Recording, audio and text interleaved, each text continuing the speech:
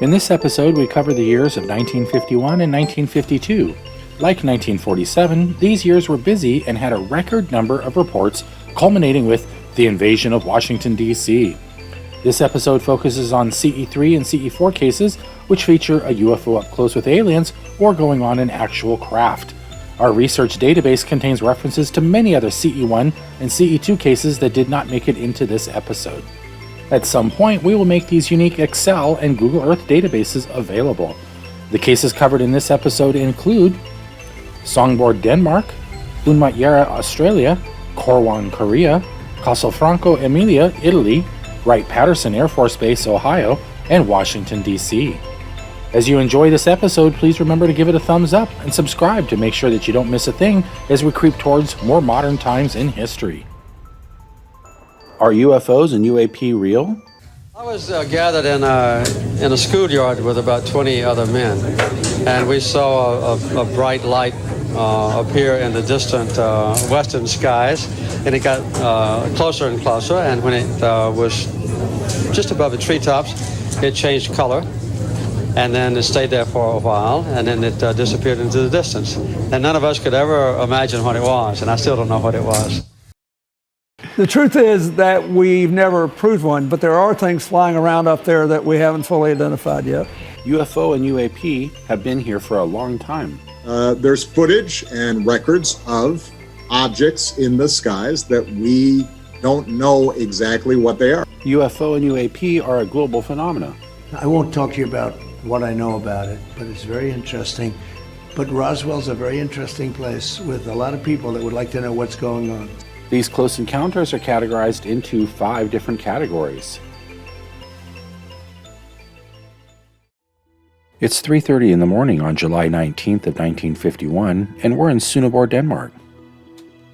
Joseph Malashevsky was just finishing up in the toilet when he heard a whistling sound from a large vessel that had just landed in the field outside of his home. He went outside and ran towards the vessel to get a better look. When he was about 160 feet away, he was stopped by an invisible force that paralyzed him, but he could still see and hear. He noticed that the horses and cattle in the field were also paralyzed, and that even the birds had been quieted. Joseph began thinking and worrying that the aliens in the spaceship had landed to take his cattle away. As he stood thinking about this, a voice said, "Don't be afraid, we won't take any of them." Malashevsky now saw 8 small objects coming from the sides of the craft. They flew up above the vastness, where they stayed aloft with rocking movements. Down a sort of rolling staircase came 4 men. They went to the starship's right wing, where they were apparently repairing something. Malashevsky described the men as being over 6 feet tall, dark-skinned, and very handsome. Their heads were covered by transparent domes, and they were dressed in some dark blue glittering suits. Their face could not be seen. They were covered by some kind of oxygen masks. On their backs, the strangers had some containers. Malashevsky said that as he stood looking at the spaceship and said to himself something like, "Ugh, how stupid we are on this Earth," he had an immediate telepathic response from the spaceship. The telepathic response contained a message that we were no more stupid than the space people, but we Earthlings had entered the nuclear age, and now they had come to warn us, as we ourselves had no control over the situation. After a quarter of an hour, the stairs rolled back into the spaceship with the 4 men, and Malashevsky claimed that at the same moment he received a telepathic message that read, "Goodbye, see you again." The craft then rose into the air and disappeared. Malashevsky discovered that he could move again, and he saw that the horses and cattle could move also. The birds chirped merrily, and it was another ordinary summer morning. After this experience, Malashevsky had a sour taste in his mouth, had diarrhea, and could not sleep. His watch had stopped at 2:30, and he discovered that the craft had left tracks on the field. The footprint area was 13 by 6 feet, and there were 35 large steps between the footprints. After word got out about his experience, a lot of people from the local town came to see the depressions left in the ground from the UFO spacecraft that had paid a visit. It's September of 1951, and we're in Unmatjera, Central Australia. A group of Unmatjera Aboriginals witnessed 2 shiny UFO discs about 40 feet in diameter land next to each other. A man in a shiny suit with a shiny round head gets out and walks from one disc to the other, and then gets in. The discs take off from the ground, hover in the air, and then shoot off into the sky. It's May 31st of 1951. We're in Chorwan, Korea, and we have a close encounter of the 3rd kind. The Korean War has been going on for about a year, and UN troops are pushing north across the Han River into Seoul and onto the 38th parallel. A regiment of U.S. troops were stationed near Chorwan, a valley about 60 miles north of Seoul, which was occupied by 9 Chinese divisions during the war. The regiment has an unusual experience that would change their lives forever.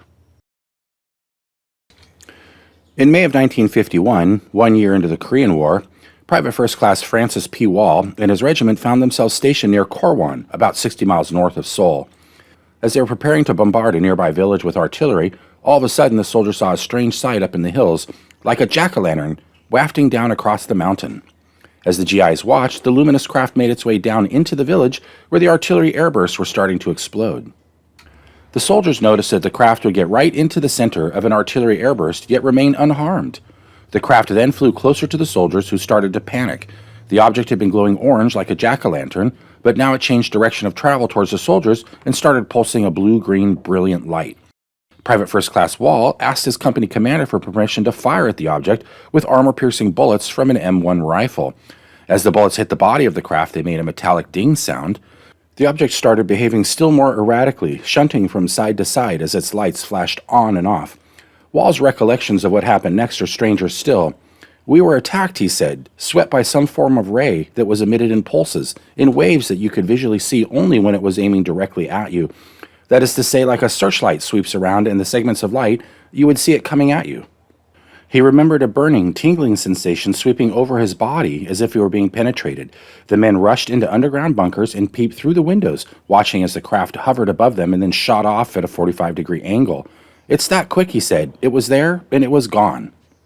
3 days after the incident, the entire company of men was evacuated by ambulance, with special roads cut to haul out those too weak to walk.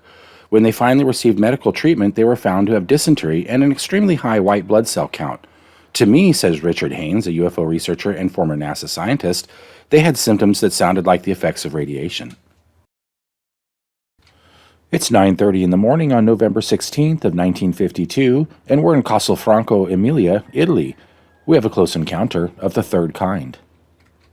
Nello Ferrari, 41, a farmer, found himself flooded with reddish light and saw a large plate 30 feet above him, between gold and copper in color. It was about 120 feet in diameter. At the center of the bottom surface, 60 feet in diameter, was a cylinder about 15 feet in diameter made of rapidly rotating parts, producing a noise similar to that of an electric motor. On the upper surface was a turret inside which 3 occupants were visible, looking directly at the witness. They looked perfectly human, wore rubber coveralls and transparent face masks. They spoke a few words which were not understood. A loud metallic noise was heard, and the top part of the object lowered itself towards the lower plate.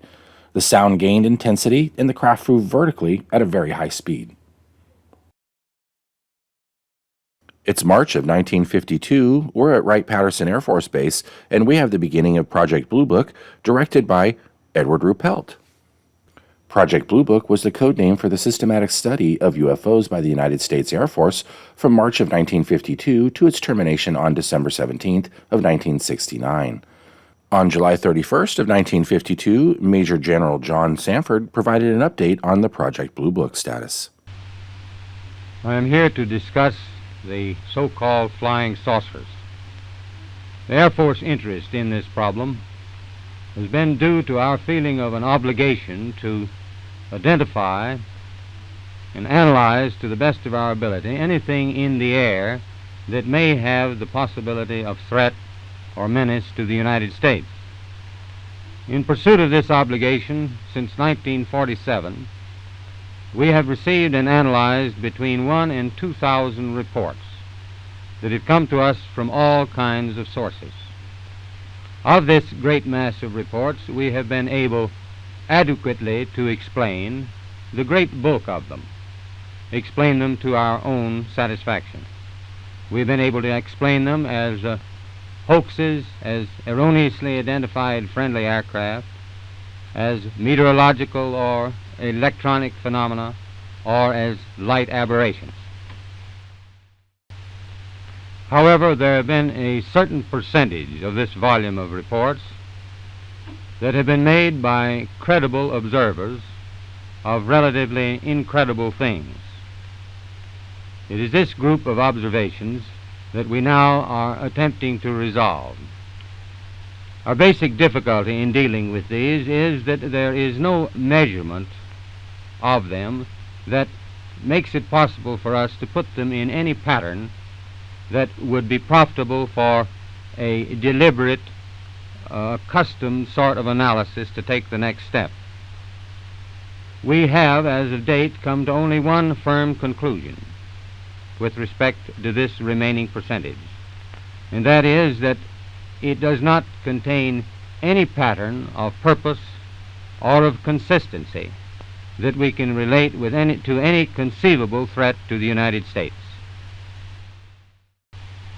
We can say that the recent sightings are in no way connected with any secret development by any department of the United States.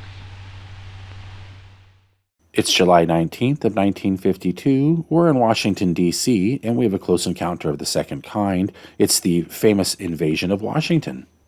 From July 12th to 29th of 1952, a series of UFO sightings were reported in Washington, D.C., and later became known as the Washington Flap, the Washington National Airport sightings, or the invasion of Washington. The most publicized sightings took place on consecutive weekends, July 19th through the 20th, and July 26th through the 27th. At 11:40 p.m. on Saturday, July 19th of 1952, Edward Nugent, an air traffic controller at Washington National Airport, spotted 7 objects on his radar. The objects were located 15 miles southwest of the city. No known aircraft were in the area, and the objects were not following any established flight paths. Nugent's superior, Harry Barnes, a senior air traffic controller at the airport, watched the objects on Nugent's radar scope. He later wrote, "We knew immediately that a very strange situation existed. Their movements were completely radical compared to those of ordinary aircraft." Barnes had 2 controllers check Nugent's radar. They found that it was working normally. Barnes then called National Airport's radar-equipped control tower. The controllers there, Howard Coughlin and Joe Zacco, said that they had also had unidentified blips on their radar screen and saw a hovering bright light in the sky, which departed with incredible speed. Coughlin asked Zacco, "Did you see that? What the hell was that?" At this point, other objects appeared in all sectors of the radar scope. When they moved over the White House in the United States Capitol, Barnes called Andrews Air Force Base, located 10 miles from National Airport. Although Andrews reported that they had no unusual objects on their radar, an airman soon called the base's control tower to report the sighting of a strange object. Airman William Brady, who was in the tower, then saw an object which appeared to be like an orange ball of fire, trailing a tail. It was unlike anything I'd ever seen before. As Brady tried to alert the other personnel on the tower, the strange object took off at an unbelievable speed. On one of the National Airport runways, S.C. Pierman, a Capital Airlines pilot, was waiting in the cockpit of his DC-4 for permission to take off. After spotting what he believed to be a meteor, he was told that the control tower's radar had detected unknown objects closing in on his position. Pierman observed 6 objects, white, tailless, fast-moving lights, over a 14-minute period. Pierman was in radio contact with Barnes during his sighting, and Barnes later related that each sighting coincided with a pip we could see near his plane. When he reported that the light streaked off at a high speed, it disappeared on our scope. Meanwhile, at Andrews Air Force Base, the control tower personnel were tracking on radar what some thought to be unknown objects, but others suspected, and in one instance were able to prove, were simply stars and meteors. However, Staff Sergeant Charles Davenport observed an orange-red light to the south. The light would appear to stand still, then make abrupt change in direction and altitude. This happened several times. At one point, both radar centers at National Airport and the radar at Andrews Air Force Base were tracking an object hovering over a radio beacon. The object vanished in all 3 radar centers at the same time. At 3 a.m., shortly before the United States Air Force F-94 Starfire jet fighters from Newcastle Air Force Base in Delaware arrived over Washington, all the objects vanished from the radar at National Airport. However, when the jets ran low on fuel and left, the objects returned, which convinced Barnes that the UFOs were monitoring radio traffic and behaving accordingly. The objects were last detected by radar at 5:30 in the morning. On the night of July 26 at 8:15 in the evening on Saturday, a pilot and stewardess on a National Airlines flight into Washington observed some lights above their plane. Within minutes, both radar centers at National Airport and the radar at Andrews Air Force Base were tracking more unknown objects. United States Air Force Master Sergeant Charles E. Cummings visually observed the objects at Andrews. He later said that these lights did not have the characteristics of shooting stars. There was no trails. They traveled faster than any shooting star I've ever seen. Meanwhile, Albert M. Chopp, the press spokesman for Project Blue Book, arrived at National Airport and, due to security concerns, denied several reporters' requests to photograph the radar screens. He then joined the Radar Center personnel. By this time, around 9:30 in the evening, the Radar Center was detecting unknown objects in every sector. At times, the objects traveled slowly. At other times, they reversed direction and moved across the radar scope at speeds calculated up to 7,000 miles an hour. At 11:30 in the evening, 2 U.S. Air Force F-94 Starfire jet fighters from Newcastle Air Force Base in Delaware arrived over Washington. Captain John McHugo, the flight leader, was vectored towards the radar blips but saw nothing, despite repeated attempts. However, his wingman, Lieutenant William Patterson, did see 4 white glows and chased them. He told investigators that, "I tried to make contact with the bogies below 1,000 feet, and that I was at my maximum speed, but I ceased chasing them because I saw no chance of overtaking them." According to Albert Chopp, when ground control asked Patterson if he saw anything, Patterson replied, "I see them now, and they're all around me. What should I do?" And nobody answered because we didn't know what to tell him. After midnight on July 27th, United States Air Force Major Dewey Fornett, Project Blue Book's liaison at the Pentagon, and Lieutenant John Holcomb, the United States Navy radar specialist, arrived at the Radar Center at National Airport. During the night, Lieutenant Holcomb received a call from the Washington National Weather Station. They told him that a slight temperature inversion was present over the city, but Holcomb felt that the inversion was not nearly strong enough to explain the good and solid returns on the radar scopes. Fornett relayed that all those present in the radar room were convinced that the targets were most likely caused by solid metallic objects. There had been weather targets on the scope too, he said, but this was a common occurrence and the controllers were paying no attention to them. 2 more F-94s from Newcastle Air Force Base were scrambled during the night. One pilot saw nothing unusual. The other pilot saw a white light, which vanished when he moved towards it. As on July 20th, the sightings and unknown radar returns ended at sunrise. The 1940s and 50s were a coming of age for the UFO phenomena. Over 90% of Americans were familiar with the word, and global awareness of the phenomena was increasing rapidly. The advent of the Cold War and the breakneck pace and development of nuclear and aerospace technologies had the global powers on edge. Acquiring our adversaries' technologies was and is an important part of our overall national security. The phenomena itself seems to continue on in consistent ways over time, regardless of what is going on with us. Have you seen something you can't explain? Many have, and we would love to hear your stories in the comments section below.